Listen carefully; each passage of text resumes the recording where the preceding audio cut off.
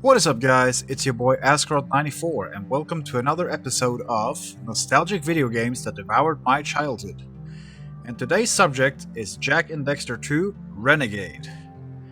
The early 2000s is best described as experimental.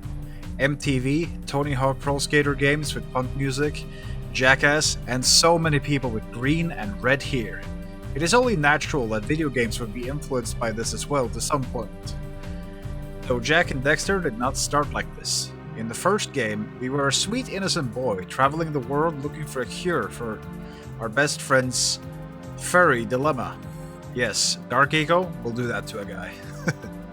Now I use the word eco, but what is eco exactly? It is a manifestation of the raw elements. Here's some examples. Green is attuned to nature and healing and harmony. Blue is technology, energy, lightning. Red is raw power, strength. Yellow is fire and warmth, and of course Dark Eco is decay, death, and evil. This is important to know when we discuss the story of Jak 2. So without further ado, let us begin. After his victory in Precursor Legacy against Gol and Maya, preventing them from flooding the world with Dark Eco and recovering the Precursor Ring, Jak and his friends are fiddling around with the controls when suddenly they hit some sort of activation button to the ring, causing it to open a portal. And out of the portal swarms creature later known as Metalheads. And no, I'm not talking about the headbanging rock and roll cool dudes with long hair and great music taste that we all know and love, but instead I'm talking about flesh-eating monsters formed from Dark Eco. With some quick thinking, Jak activates the ship and blasts off into the portal, but he ends up losing sight of Deimos and Kira in the process.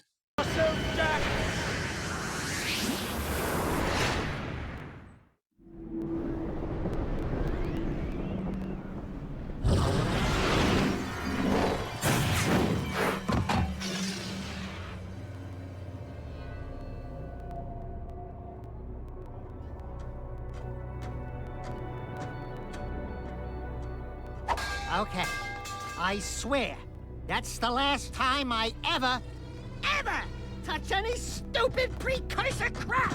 There he is. Move in. Step away from the animal. Ah! Forget the rat.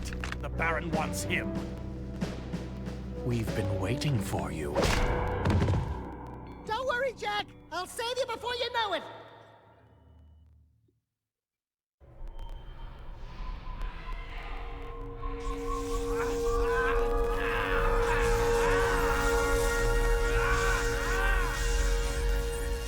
Dark Eco injection cycle complete. Bio readings nominal and unchanged. Nothing. I was informed that this one might be different. He is surprisingly resistant to your experiments, Baron Praxis. I fear the Dark Warrior program has failed. You should at least be dead with all the Dark Eco I pumped into you. What now? Metalhead armies are pressing their attacks. Without a new weapon, my men cannot hold them off forever. I will not be remembered as the man who lost this city to those vile creatures. Move forward with the final plan and finish off this thing tonight. As you wish. I'll be back later. After some quality time with the Baron and Errol, Jak gets found by Daxter, and in his moment of joy in seeing his friend, speaks for the first time ever. Say something! Just this once! I'm gonna kill Praxis! Right now, we gotta get you out of here. Just let me figure out how to open the security locks on the chair so I can... you can do it. Jak, easy now. Easy, buddy. It's your old pal Daxter, remember? Daxter? After scaring the shit out of Daxter, the two begin making their escape from the prison. And this is a good segment to talk about the overall gameplay in this game. Jak is a pretty acrobatic person, and he can double jump, swing around poles, jump high, and jump far with a rolling start. And he's also pretty strong, able to smack guards with his fists and spinning kicks. After some brief fighting with the guards, the duo make their escape and find themselves in the slums. Here they meet Core, and a young boy who apparently is the true heir to Haven City. Their meeting is cut short, however, with the arrival of the Crimson Guard, the local military police force of Baron Praxis. Is hereby under arrest for suspicion of harboring underground fugitives. Surrender and die! Excuse me, sir. Don't you mean surrender or die? Not in this city.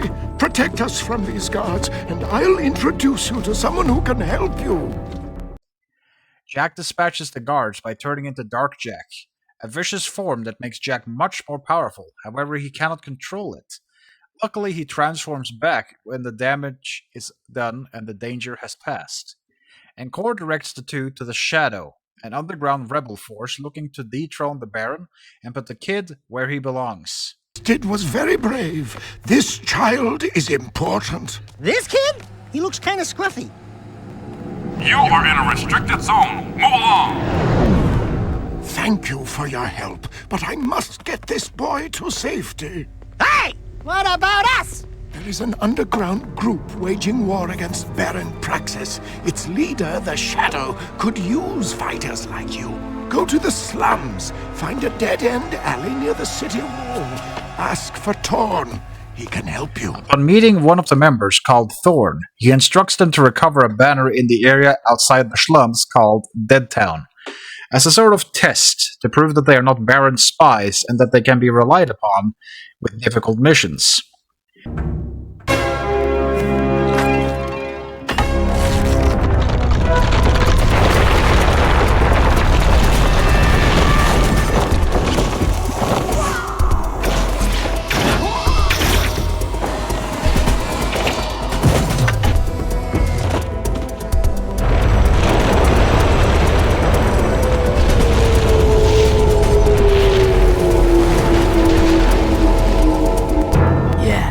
I guess you guys are in. After successfully recovering the banner, Jack and Dexter are invited to join the Underground, where they will undertake various missions to weaken the Baron. We've done what you've asked. Now when do we see the Shadow? When I say so. If I say so. But before I even think about it, I want you to take care of an ammo dump we've ID'd in the fortress. Lots of Crimson Guards, constant patrols. We know it's vulnerable, and the Underground needs you to blow up all the ammo you find inside. Get all of it, and we'll deal a body blow to the Baron. You're sending us in, tough guy. So what's with this we'll deal a body blow stuff? That's fine. I want the Baron to know that it's me who's hurting him. However, upon reaching deeper into the facility, they learn that the Baron is brokering a deal with the Metalheads, a sort of non-aggression pact where the Metalheads gets access to Eco, and the Metalheads don't invade the city. At least, not yet. These barrels are the latest shipment of Eco. The Baron says take them and get out. Metalheads in the city? Why are the guards giving them Eco? After some more back and forth doing favors for various people around town, Jack seeks to cash in some of these favors and make his way to the Baron's palace, where he means to confront the Baron and, if possible, kill him. After reaching the palace, he overhears a discussion between Praxis and the Metalhead leader through some sort of hologram. Turns out the Baron's supply of Eco is no longer satisfying for the Metalhead leader, and he pressures Praxis to give him more or the city will fall. While this is happening, Metalheads are attacking different sorts of mining structures around the city to weaken Baron's access to Eco in the first place. This is a ploy for the Metalhead leader to have justification in invading the palace. No, strength is their weakness. We play helpless. We train them to eat from our hands. And then... move forward with the plan! Tell Ashlyn to up her patrols. I want that tomb found. But your daughter has not been agreeable. I'll see to that problem, one way or another. Ashlyn is the Baron's daughter? And find that child! If you'd spent half as much time looking for the little brat as you spent flirting with that mechanic girl, we would have pinned his royal ass to a wall long ago. As you wish. With enough persuasion, I'm sure our spy... What was that? After Dexter blows their cover, the duo are confronted by Praxis himself in some sort of mech, and the game's first boss fight begins.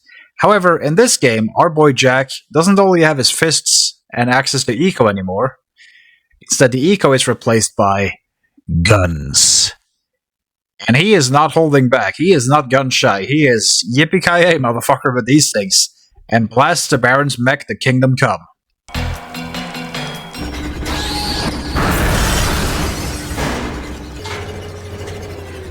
The dark powers I gave you can't protect you forever! Since I made you, I can destroy you. We'll meet again soon! Yeah, whatever. Bye-bye. Jack goes back to helping the people in town and runs into Onan, a soothsayer, and her parrot monkey thing called Pecker. Pecker is another word for peen. Anyway, she tells them that they need to activate a secret device in the old precursor temple that will reveal the Tomb of Mar. But in order to do so, they need to acquire 3 different artifacts that will help them power the device. Upon activating the device, a beam of blue eco is blasted from the temple, and it destroys the giant Baron statue, and it reveals an entrance to the Tomb of Mar.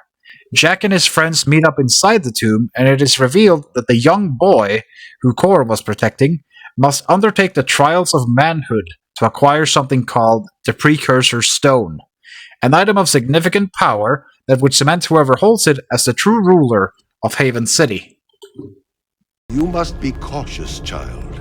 The tests of manhood are sure to be fraught with peril, and Mars heir must face them alone. It's okay, kid. You can do it. It's just a deep, pitch black, sure to be filled to the brim with painful death old tomb. I wouldn't go in there. Welcome, heir of Mar. Finally, the Chosen One stands before me. Enter and prove yourself worthy to claim the ancient birthright. No. This child is too young to face the tests. What? No! Do something, Jack! Jack, remember the sure to be filled to the brim with painful death part?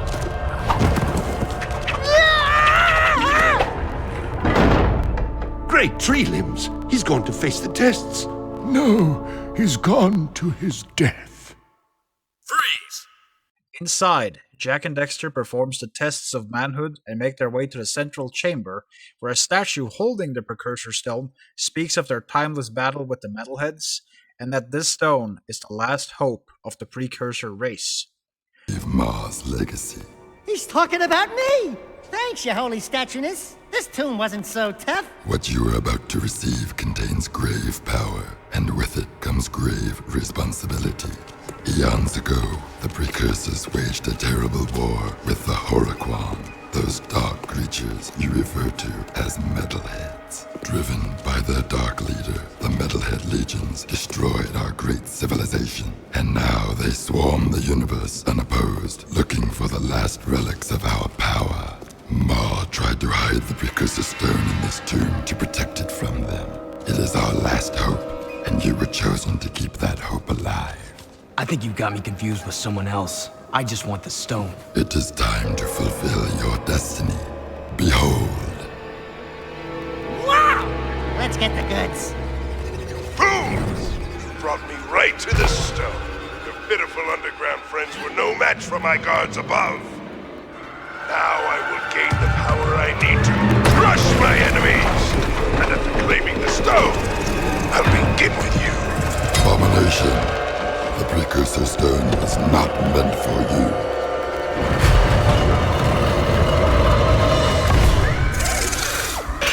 Baron Praxis arrives and proceeds to steal the stone for his own needs, and the temple collapses.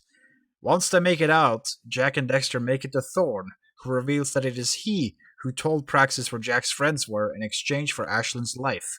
The Baron was willing to kill Ashlin to get the Thorn. How did the Baron know we were so close to making a move for the stone? It's my fault. The Baron threatened to kill Ashlyn for spying. His own daughter. I couldn't risk that, even for the underground. Right. Very good thinking. Except Praxis has the Precursor Stone now, so he can do whatever he wants! There is still a way to get our friends back. And maybe the Precursor Stone as well. I'll find Vin. Go to the fortress and we'll call you. And why should we trust you? Because you and I both know the Baron would have killed Ashlyn. It'll be a tough fight through the fortress. Probably suicide. You just get that door open. I'll be there. Jack and Dexter free their friends from the Baron's prison and finds two Deimoses, though one is a lot younger than the other one. Which, yeah, time travel bullshit. They find the old hut at some point, and it's like, okay, we have an old item in the future. Like, what is going on here? Why is the Deimos of this time younger? The time travel bullshit. I'm not gonna get into that. Point is, there's a lot of time travel stuff in this game.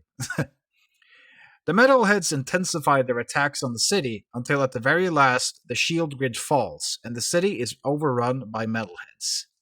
Having to work fast, Jack works with Kira to find the remaining parts of the vehicle they used to travel to this time, which will allow them to get back to where they came from. And finally, they locate the Baron, who means to use the Precursor Stone as some sort of makeshift nuke to blow up the Metalhead nest, but he gets interrupted by Core, who turns out to have been the Metalhead leader in disguise this entire time, which explains a lot since he was able to undermine the Baron's actions a lot more efficiently. As planned.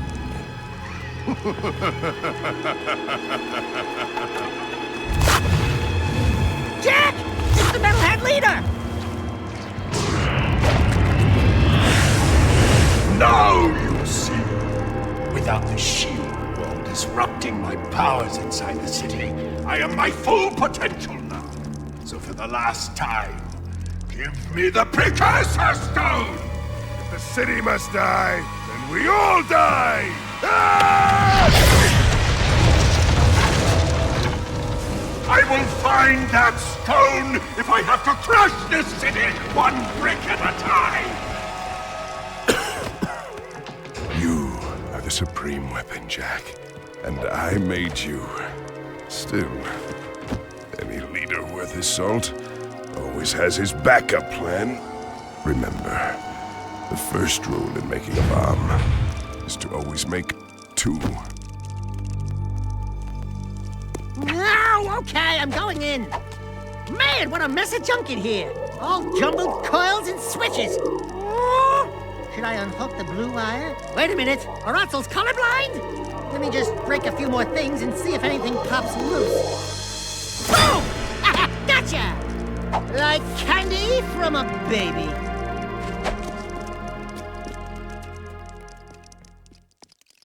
They manage to recover the stone, however, from the bomb and make their way to the Metalhead nest to blow a hole into it so they can finally confront Core and end this invasion. Your own time, Jack, and get away from this horrible place. I see your point. Come on, Jack. This place is worth fighting for. We'll hold out as long as we can. Farewell. Precursor stone, gun, nest. Light her up, Padre! Eat this.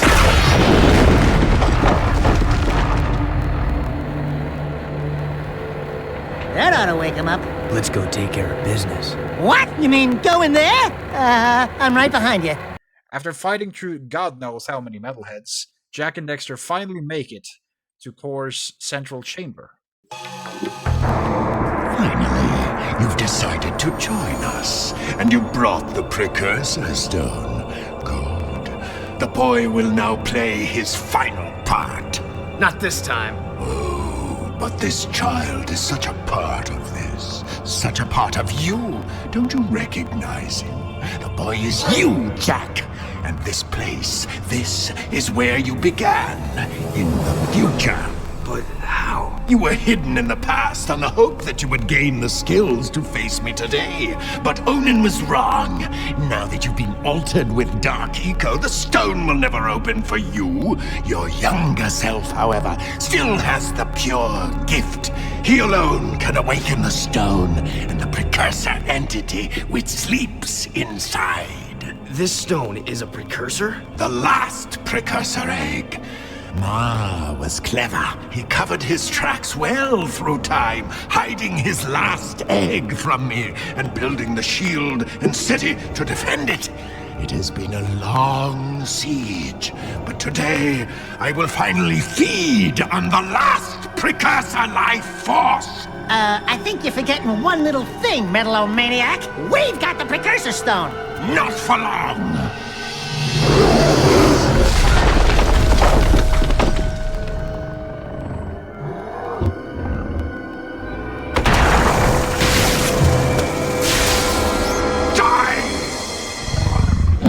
Upon defeating Core, it is revealed that the Precursor Stone is not a stone at all, but it is the last egg of the Precursor race. Within it lies a Precursor, who upon emerging, blesses Jack with Light Eco, the complete opposite of Dark Eco, to help Jack balance his inner darkness, like some sort of yin-yang bullshit. It's further explained in the third game, but we're here to talk about the second game. The kid has to be sent back to Jack's time, so the time continuum will continue as it is ordained. So young Jack will become the Jack of today. They wave their goodbyes and begin celebrating their victory over the Metalheads, and then the credits roll. And that is the story of this amazing game. Jak and Daxter is an amazing game, which changes so much from the first game. From waving around different elements to overcoming obstacles, to just giving somebody a gun and telling him to just go kill shit. It's such a product of the 2000s, man. It's so edgy and cool. And Dark Jak, because, everybody has a freaking dark side. If you piss me off, I'll kill you, Animal I have become, type shit. But this game, outside of the story, is filled with a lot of side content, like optional challenges where you have to find these precursor orbs, you have to race around the city, you have to blow up certain things, kill a certain amount of enemies, shooting challenges, you get a freaking hoverboard. I mean, any Back to the Future fans here? No? Just me? I find that hard to believe. And there's a lot more characters as well that I did not mention as this, because in the previous episode, I feel like I spent way too long talking about the story, where I just essentially said the entire story, and that was all I really talked about. But the gameplay in this game is so freaking amazing, it would be criminal not to mention it. And this game is very difficult as well. Like, when I played this back in the PS2 days, I got my shit handed to me multiple times, because this game does not pull any punches. Races and time missions, you have to be freaking good at navigating the city, okay? Because you can just barely make it sometimes. It is very tough.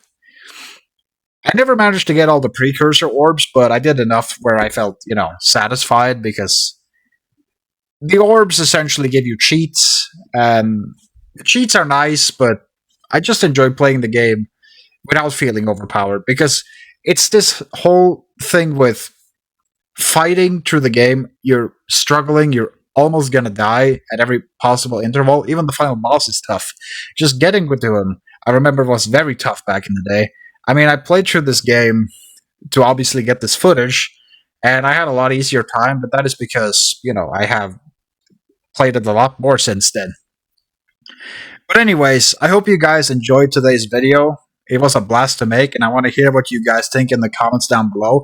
Did you ever play any of the Jak and Daxter games? Will you maybe consider doing it now that you watched this video?